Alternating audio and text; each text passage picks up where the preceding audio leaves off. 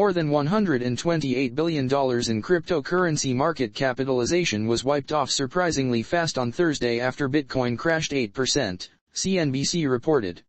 Other crypto coins, Ether and XRP, also saw sharp declines during this period. Welcome viewers to my channel. Please subscribe, like my video and turn on notifications so you don't miss our next update. Barely a half year prior, Bitcoin was partaking in its historic high against the US dollar, and together cryptocurrencies were getting a charge out of market capitalization that was leaving tech companies, including Apple, behind.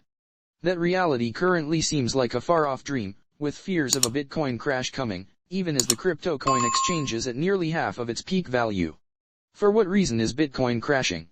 For all the talk about opening entryways to decentralized finance, Bitcoin has become a resource that responds to perturbations of the current financial framework. Analysis of macroeconomic patterns throughout the years has shown that Bitcoin valuation behaves very like Nasdaq stocks.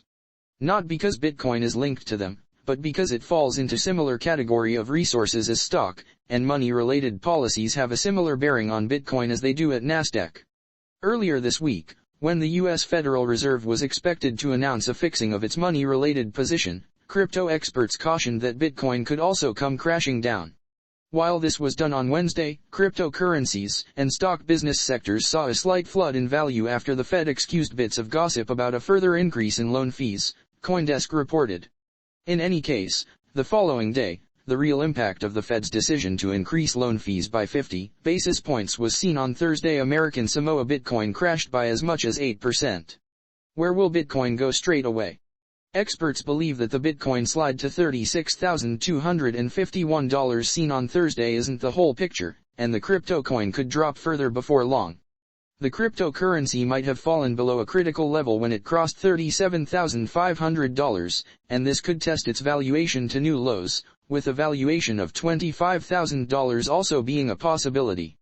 These plunges are fueled by fears that future Fed moves to counter inflation could push the U.S. markets towards a recession. Assuming it is any solace for crypto devotees, Nasdaq dropped by nearly 5%, and S&P 500 lost almost 4% valuation the day Bitcoin slumped. The Fed delivered the first rate climb in quite a while Wednesday and signaled more rate increases are appropriate and the balance sheet overflow will begin in June. The Fed is racing to combat inflation, which rose to 8.5% in March, according to the latest inflation report. The crypto market has been increasingly tracking the stock market lately, which combined with additional standard adoption and the slumping prices we've seen to begin the year, makes it considerably more interlaced with macroeconomic factors, experts say. Ethereum has followed a similar pattern. The last time Bitcoin had been stuck below $40,000 was in early March until it jumped in price by 10% to above $42,000 following President Joe Biden's marking of a sweeping executive request on cryptocurrency. Biden's executive request called for government agencies to create a plan to regulate cryptocurrency, and to consider an official central bank digital currency.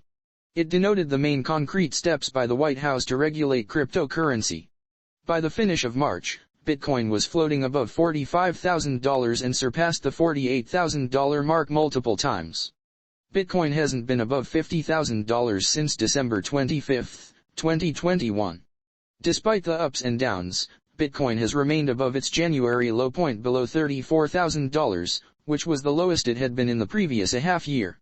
Bitcoin's price has seen a 40% drop in value since its all-time high above $68,000 on November 10, put off by flooding inflation, lagging recovery in the job market, and the Fed's continuous signals that it would begin slowing down pandemic measures to support the economy.